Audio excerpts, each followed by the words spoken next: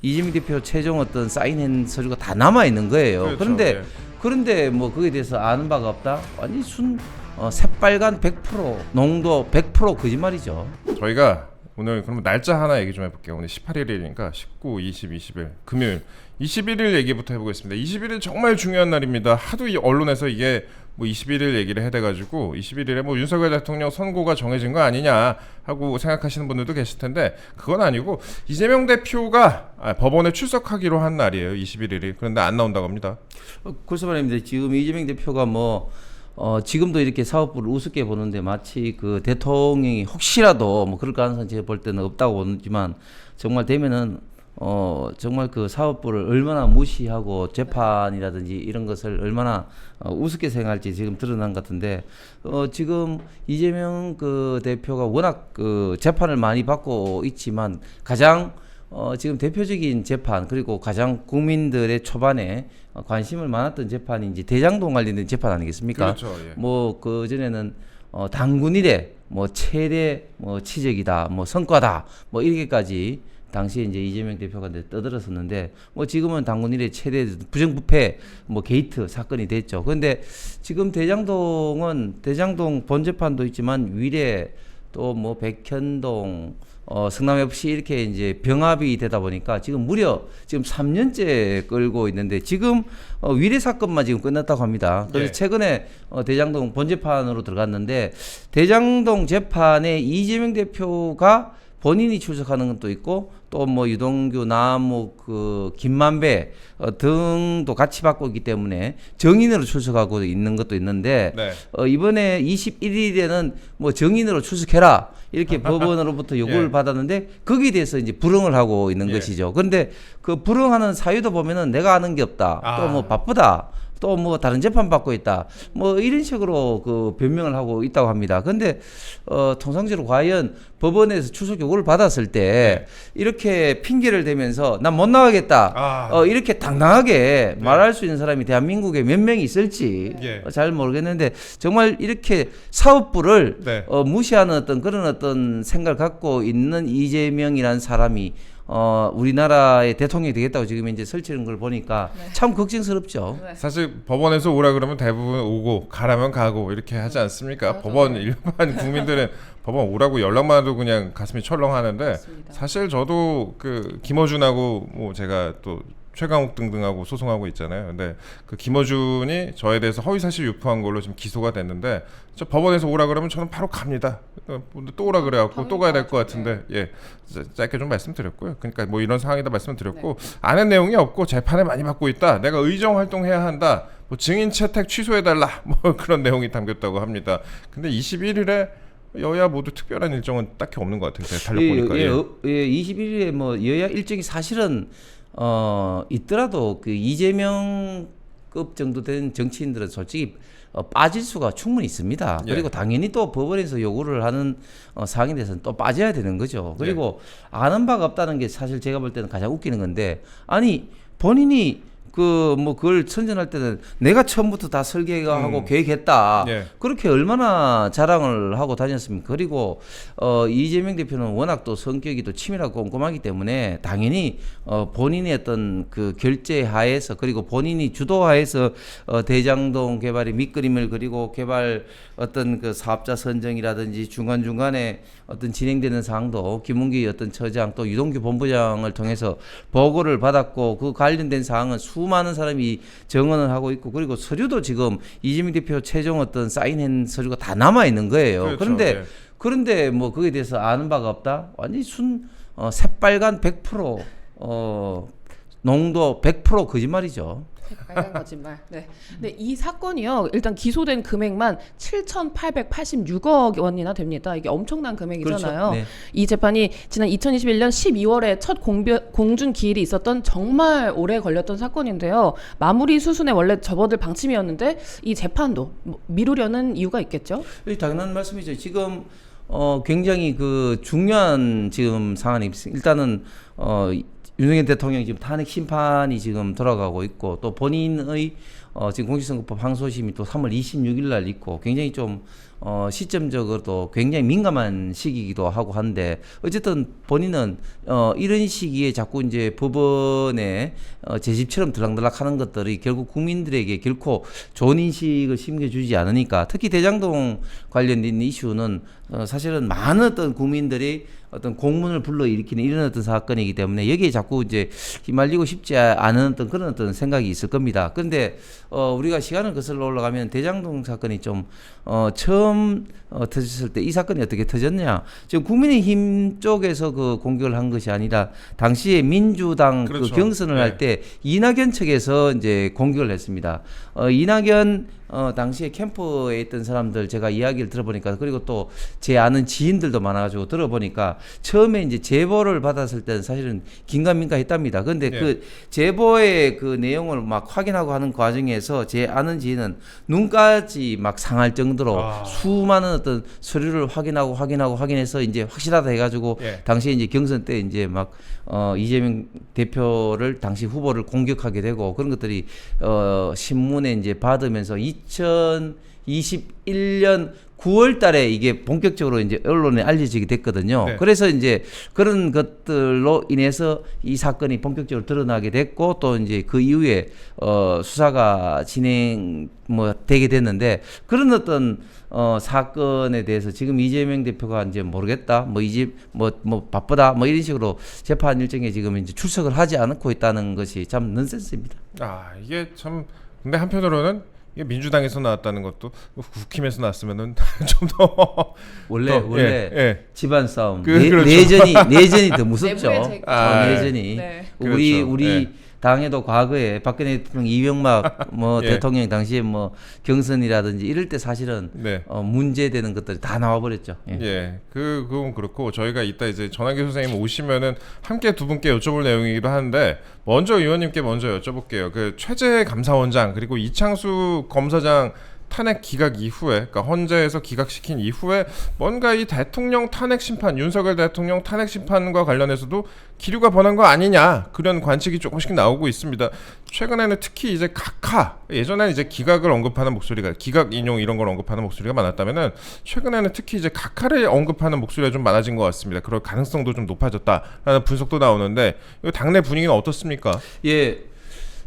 윤석열 대통령은 원래 각하였죠. 네. 대통령 각하. 네, 네. 예. 아이, 재밌습니다. 맴돌더라고요.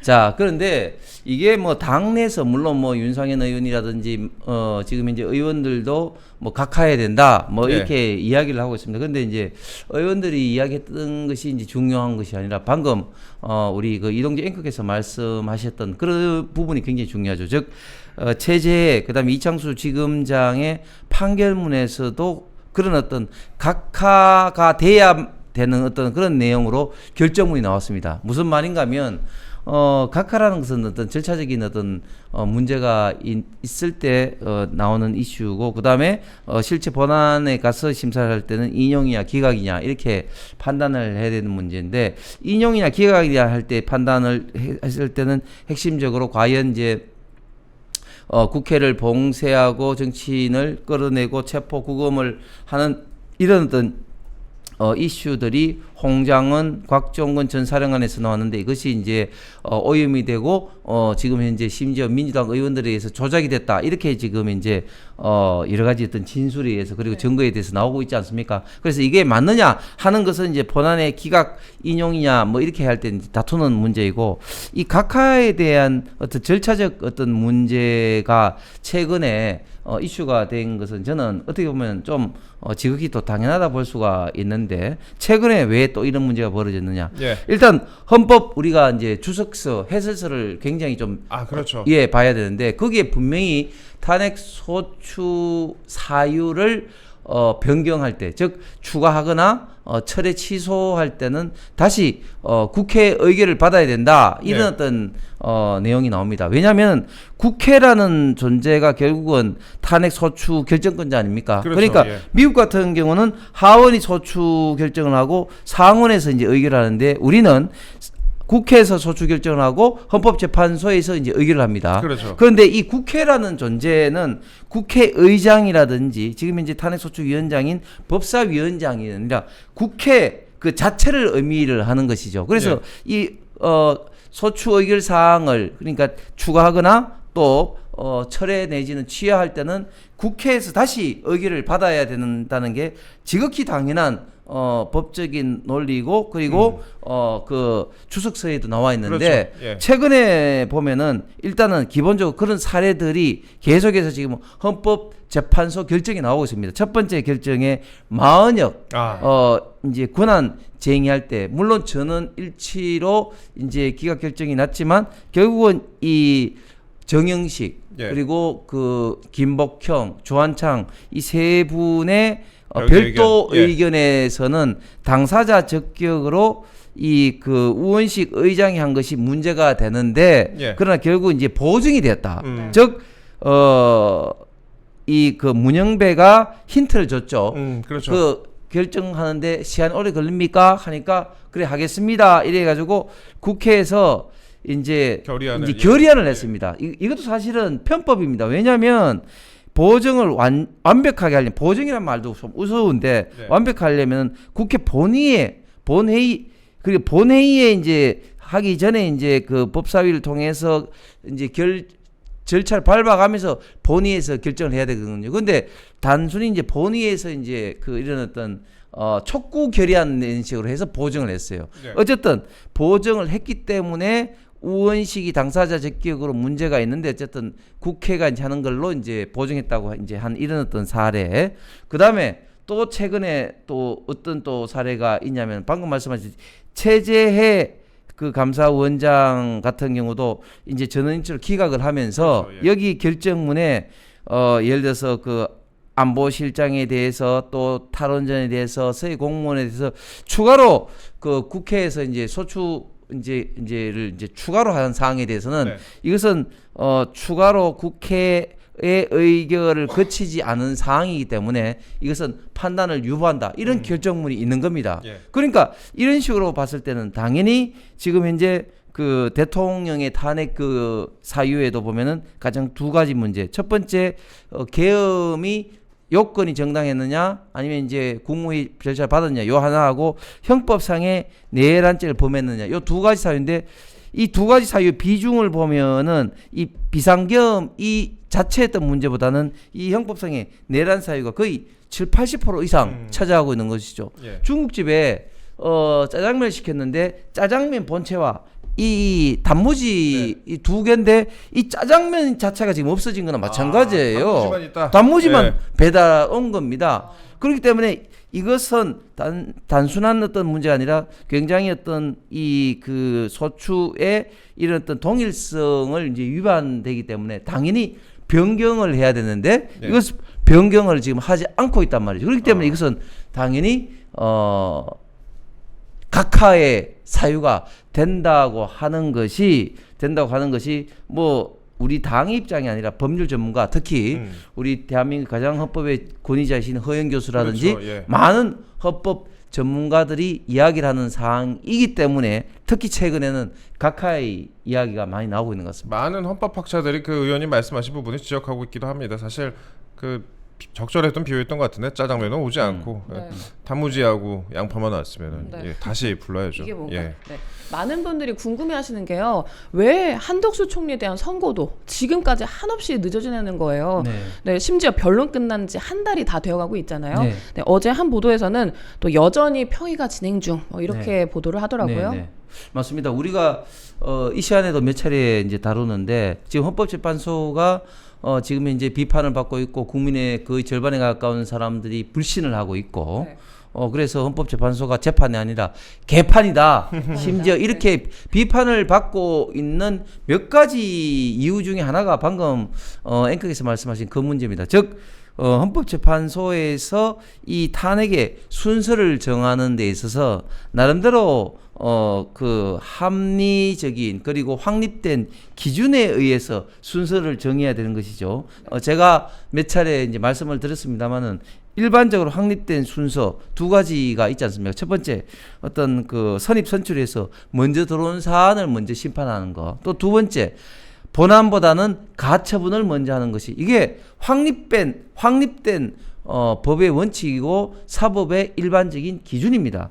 그런데 헌법재판소는 그보다도 중요도에 따라서 판단하겠다 이렇게 해서 대통령을 먼저 한다고 지금 이야기를 하고 있습니다. 네. 그런데 중요도만 본다면은 대통령도 중요하지만 지금 한덕수 권한대행이 어떻게 보면 더 중요하다고 볼 수 있습니다. 왜냐하면 않아요, 진짜. 예, 네. 대통령의 어떻게 보면 지금 이제 부재로 인해서 굉장히 국론이 지금 이제 분열되고 갈등이 일어나고 특히 트럼프 정부가 들어와서 지금 전화 한 통도 트럼프가 못하고 이런 상황 아닙니까? 그래서 이 한덕수 권한대행 건은 굉장히 중요도도 중요하고 특히 이거는 권한쟁의의 지금 이제 정족수의 가처분 사항이기 때문에 예. 이거 할 것도 별로 없어요. 그래서 지금 한덕수 권한대행에 대해서는 변론기를 딱 하루 8시간 하고 그걸로 끝이 났지 않습니까? 그렇죠. 예. 그렇기 때문에 빨리 결정할 수도 있는데 왜 이렇게 질질 거냐. 이렇기 때문에 굉장히 지금 많이 지금 비판을 받고 있는데 예. 제가 생각할 때는 이런 좀 고민을 하고 있는 것 같아요. 첫 번째 고민은 뭐냐면은 두 가지 측면인데 한덕수 권한대행은 사실상 지금 내란죄면이라 인것 때문에 한덕수 권한대행의 탄핵 재판을 어떻게 하느냐에 따라서 지금 윤석열 대통령이 어떻게 되는 것을 미리 가늠이 된다. 그렇죠, 그렇죠. 예. 그 두 번째는 한덕수 권한대행은 지금 탄핵 기각될 가능성이 지금 굉장히 많은데 기각이 되면 한덕수 권한대행이 없을 때에 최상목 권한대행의 어떤 결정이 지금 소급적으로 무효될 가능성이 굉장히 많이 있습니다. 정계선 예, 재판관 대표적으로 예. 헌법재판관 두 사람 조한창 정계선 결정한 것에 대해서 이게 무효가 될 가능성이 많다. 그러면 이것이 이제 또 어떻게 될 거냐 이런 어떤 두 가지 이슈에 대해서 지금 헌법재판소에서 지금 고민을 하고 있기 때문에 시간을 끄는 것이 아닌가 생각을 합니다.